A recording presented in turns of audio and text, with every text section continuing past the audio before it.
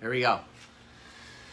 Hopefully this works good. I got the yellow line right off the bat, so hopefully that's out of the way now. And and I am live. So hello everyone. I don't see my little description, maybe it's up there, but what can you lose and never find again? That's my riddle for today. What can you lose and never find again? The answer to that is time. Time is the most valuable commodity in the world. What are you doing with your time? How are you spending your time, right? Time, as we say, matters.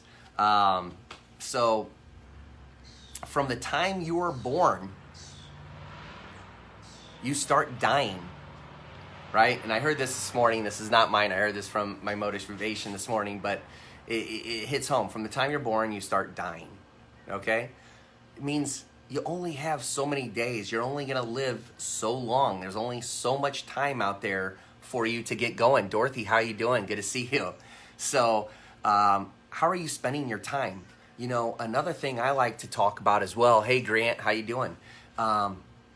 Is, you know, in your life, you are basically writing a story or a book about your life. So how's your life going? How's your book going? What's your book saying? Are you happy with how things are going with your story, with your book right now? You know, think about that. You're writing the book of your life. Well, how's it going? Another thing, and we hear this all the time, on your deathbed, what are you going to regret?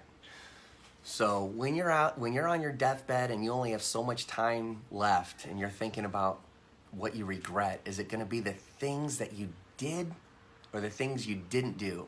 The things you tried or the things you didn't try? So here's the thing. Do you want to be successful in life? And you know, some questions to ask is, well, how bad do you want it? How bad do you want to be successful? Is it important? Let me see. I guess, okay, are you willing to sacrifice sleep for it? Is it as important to you as the air you breathe? You know? Do you know exactly what it is that you want, right? So what is it that you want? Do you have an amount? Do you have a date that you want that amount by? You know, how specific are you being, right? And that's another thing, is if you're going to go after success, you're going to go after these things, you need to define what it is you're going after in your life. So I would say here's 2 secrets to success in my experience. Number 1 is stay positive, right? Stay positive. And the second one is stop caring what other people think about you.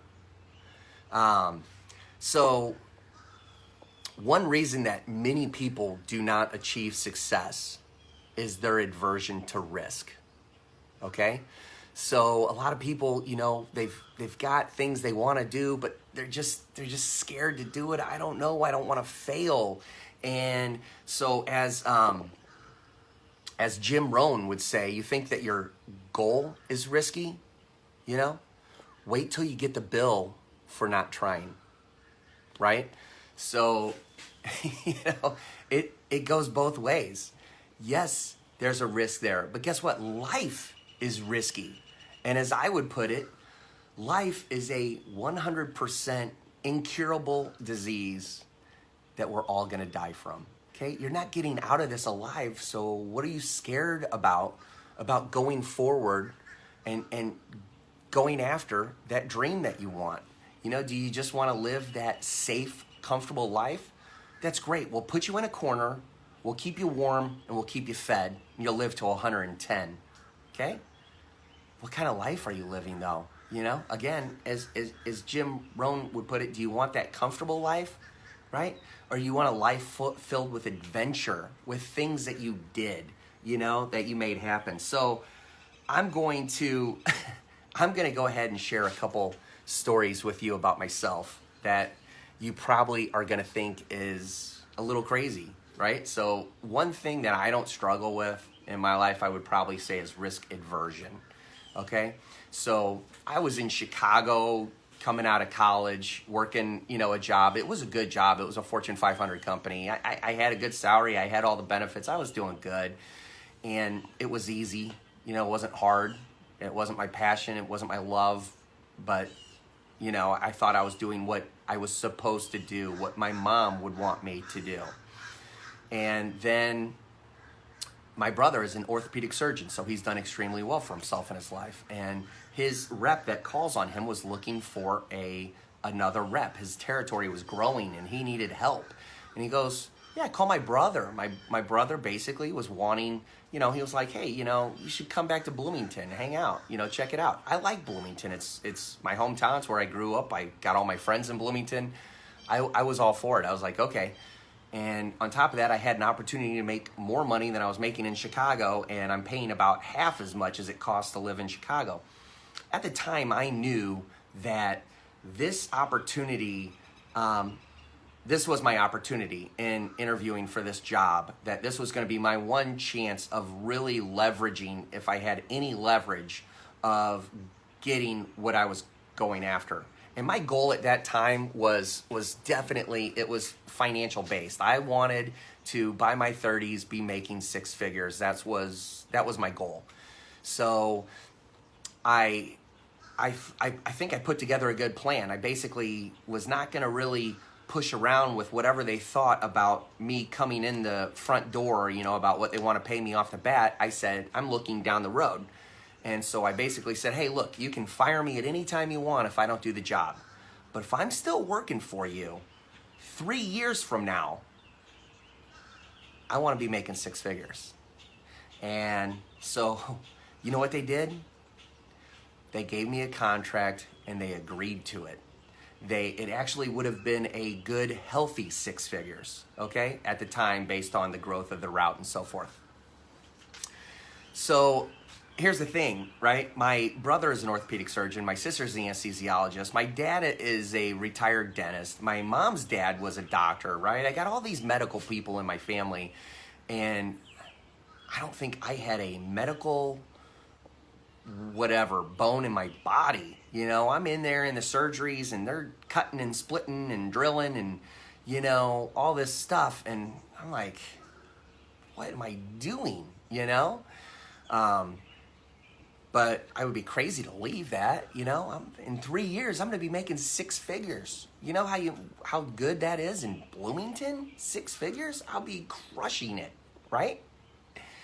And I think it was my brother for my birthday got me the book, The Perfect Storm, right? And at the time, I hadn't read a lot of books. And, just sometimes a book speaks to you. Sometimes, you read a book 100 times and it just never comes through as you read this book because you just don't care. It's just not going there. And other times, you can't get out of the book. It's like magnetic. And that's what this was for me, just the description of these fishermen and being out there in the ocean and conquering the sea and pulling up these large fish out. It was just, I was like, man, that's what I want. That sounds like they're living their life. That's amazing. That's great. And so believe it or not, it spoke to me so much that I quit my job. I gave up the six-figure opportunity. I went ahead and I sold everything I had, or I left it on the curb. And I put some remaining clothes at my parents' house. I drove out to Gloucester, Massachusetts. I went to one of the bars that they talk about in the book, the Crow's Nest. I talked to some guy there. Hey, how can I get a fishing job? He goes, well, people are looking for a hardworking, honest person, and it helps if you can cook. So I wish that I had my resume that I could show you because it was hilarious. It was literally a one-page piece of paper, and I had a little cartoon fish at the bottom, and it had my name, my cell phone number, and it said, strong work ethic, honest, and can cook, right? And then I walk the docks, and I pass these things out all over the place. I throw them on the boats all over. Anita, how you doing? And so then I get a call from a guy, and he's like, hey, I got your information. I'd like to talk to you. I think I'm going to be going out here in a little bit. I said, great. So I meet the guy out by his boat, And he says, well, I'd like to give you a chance. I'm going to be going out here for a little bit, right? So here's a 69-foot dragging boat. It's got the big net you throw out the back, and it goes down like 900 feet, and you pull up all these fish. And I said, great, let's do it, Well, I guess what I'm not telling you is that, my mom took very good care of me as a child. I couldn't cook to save my life, right? Fishing, yeah, I was the kind of guy that still had a hard time putting the worm on the hook. Here I am going out in a commercial fishing boat with myself, a captain, and one other guy, 69-foot dragging boat. We're on the boat and it's taken off. And I look at the other guy and I'm like, hey, where's the bathroom on this thing? And we end up looking back and we see a bucket hanging from a wall and a toilet seat. So it's at this point I realized that if you want to go to the bathroom, you take the bucket, you put it overboard, put a little water in it, put it in the middle of the boat, put the toilet seat on top and in front of everybody. That's your toilet. So that was interesting. I also ended up getting seasick on the way out there, right? So in the first 12 hours, when they finally pulled it was probably in the first day when we pulled the first catch aboard, the fish are flopping everywhere, the boat's going all over the place. I'm throwing up. I'm like, I couldn't help it. I'm throwing up, I'm dizzy. The guy grabs the hose and is just like straight hosing me off, right? And, I'm not getting out of this. I got to fight through this. We're not going back. So, I got to start grabbing these fish. You've got a piece of wood with a nail through it and you stick them in their head and you got a wood board and you hang it up, and if they're not the right height, you chuck them overboard, even though they're already dead at this point. I didn't make the rules. I don't know. I can't explain it. Otherwise you're cleaning the fish, you're throwing them down below in the hole, you're icing them, right? And here's the other thing. So when you bring the fish aboard, right, then you take the net and you throw it back out. And then when you take the net back out, you start the clock. The clock goes for 5 hours, okay? So in that 5 hours, you're sorting and cleaning all the fish. You're bringing them down below the hole. You're icing them. And then when you get done with that, of course, I'm cooking for the guys on a charcoal grill in the middle of the boat. I don't know how to cook. And then you spend one shift navigating the boat, right? I've never driven a boat. I'm learning to navigate a 69-foot dragging boat in pitch dark with these two things. There's like this compass with this thing with the pencil, and then I've got the actual some electronic thing, and you're looking at the two of them and keeping the boat on course, and it shows all these sunken ships around you. So you're making sure that you are not going over them or anything. And they're supposedly in those areas. And here, I was the second one to do this. The first guy did it. And if you look at the wrong one, because you're looking at the compass too. If you look at the wrong one and just look at the thing that looks like a little video game of a boat going, it's actually got a 5-minute delay. You can actually screw up the whole thing, which is exactly what the other guy did, which made it a little bit easier on me because he already screwed up.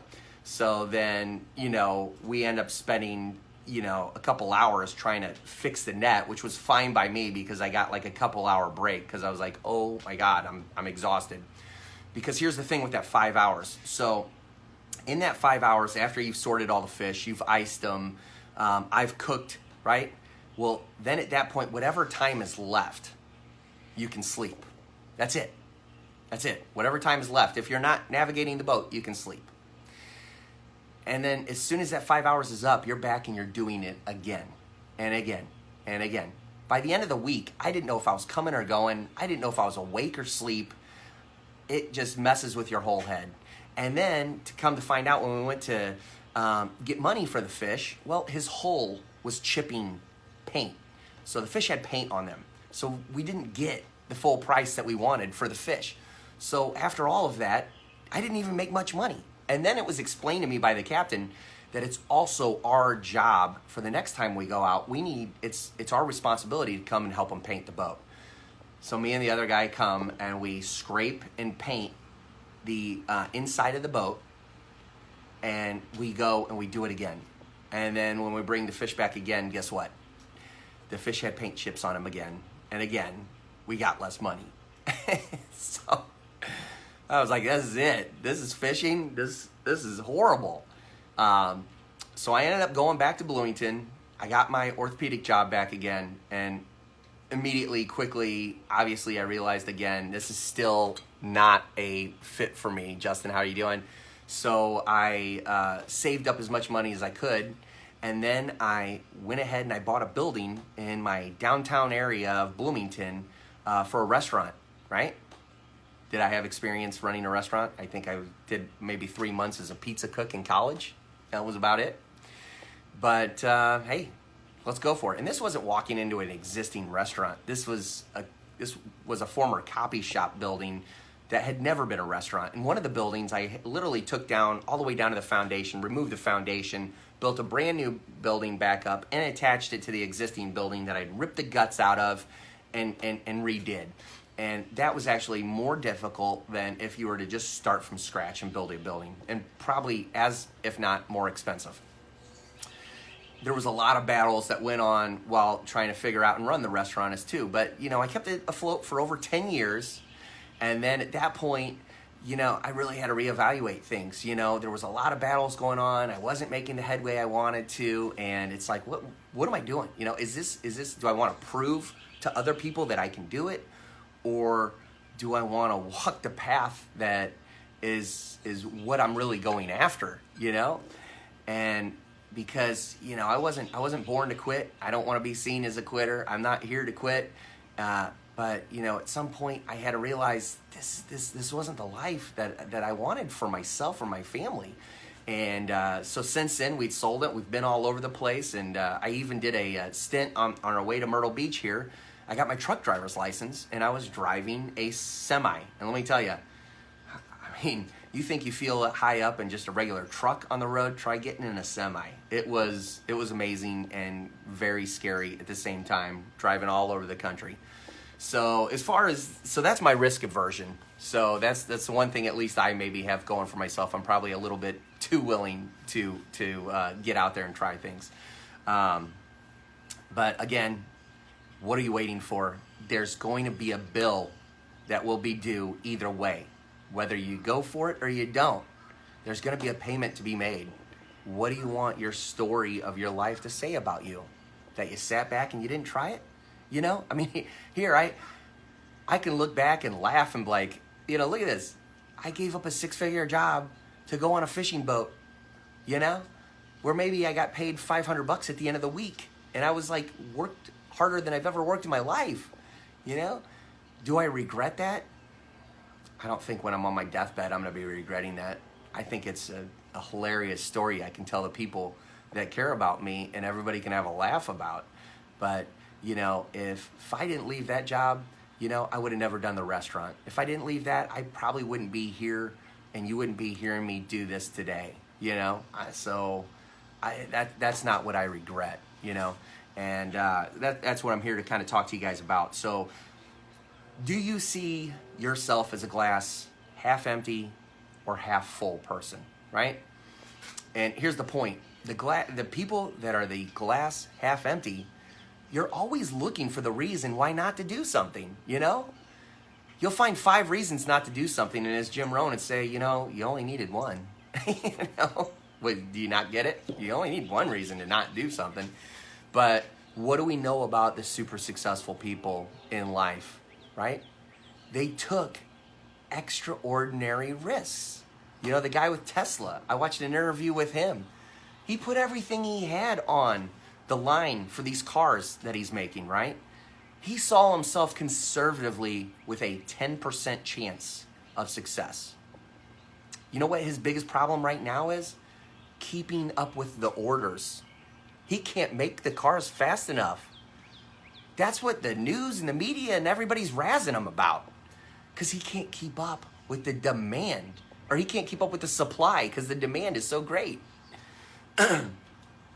Here's one other thing I want to say is that our lives are dictated not by the reality that we live in, our lives are dictated by what we believe about our lives. So a lot of your hurdles and what you're thinking about your life is not a reality. You don't really have a lot of these problems, right? It's about what you're thinking about, right? It's your perception, not the reality. Here's another way of saying it, poor thoughts are going to create a poor life. You want to change your life? Think positive. Be positive. The power of positive thinking can change your life. You have to change how you think about yourself, your life, in order to make these changes. This is actually a quote from the Bible, Proverbs 4:23. Be careful how you think. Your life is shaped by your thoughts. That's the Bible. Be careful how you think. Your life is shaped by your thoughts. Okay? So the story of the children of Israel in the Bible, they were made slaves, and they were crying to God every day, day after day after day. God, please help us. God, please save us. So God comes down and performs these miraculous miracles, right? Frees them from slavery, brings them out into the desert, and promises them the promised land, the land of milk and honey. What did they do? They just complained. They complained. It's hot here. I don't have anything to eat. I'm hungry. When are we going to get there? When are we going to be there? You know what that got them? The rest of their lives in the desert. You want to sit around and complain about your situation? I can tell you right now, all that's going to do is perpetuate your situation. You want to change your situation? You need to change how you think about yourself. You need to change what you let enter your mind. You need to change how you speak. Okay? So, what you let in your mind matters. What you say matters. Stand guard at the door of your mind. That's it. That's my message for today. As always, too, anybody, a lot of these changes I've been able to make, I'm going to give some thanks, obviously, to some of the mentors that got me going in this direction with iMarkets Live. And I've been doing very well, making money trading every day. So if you do have any interest, I would ask, go ahead and message me. I'd love to talk to you more about it. But other than that, at the end of the day, I hope I motivated and inspired you to get off center and make the changes in your life so you can start writing the story about your life that you want written. And that's it. Have a great day, everybody. Take care.